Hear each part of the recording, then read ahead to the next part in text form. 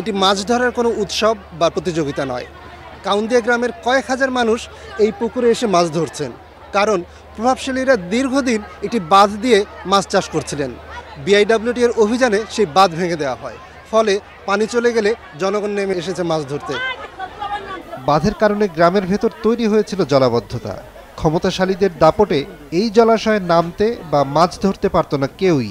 BIWTA বাঁধ কেটে দিলে ভেঙে যায় সব প্রতিবন্ধকতা। আমাদের মূল লক্ষ্যটা হলো নদীর প্রাকৃতিক যে বৈশিষ্ট্য, সেই বৈশিষ্ট্য অক্ষুণ্ণ রাখার যে ক্ষেত্রে যে প্রতিবন্ধকতা রয়েছে, সেই প্রতিবন্ধকতাগুলো অপসারণ করা।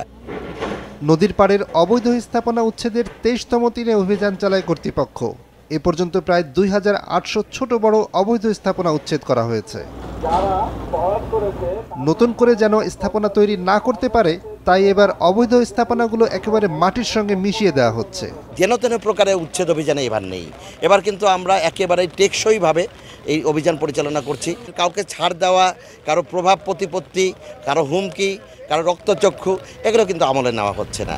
চলমান উচ্ছেদে ঘরবাড়ি, ব্যবসা প্রতিষ্ঠান ভাঙা পড়লেও অভিযান যেন বন্ধ না হয়, সেই প্রত্যাশা স্থানীয় বাসিন্দাদের। ঘরদুয়ার উড়ে মনে করেন থাকতে আছে, এটা মনে করেন নিজে দখলটা সরকারের চলে দায়িত্ব, কারণ এটা সম্পূর্ণভাবে ঠিক আছে। সরকারি জায়গা কেউ দখল করে ভাঙতেই পারে, সরকার ভাঙতেই পারে। প্রথম ধাপে শেষ হয়ে এখন চলছে দ্বিতীয় ধাপের উচ্ছেদ অভিযান।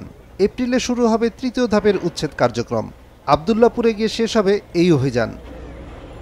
নিয়াজ মোরশেদ, মাছরাঙা সংবাদ, ঢাকা।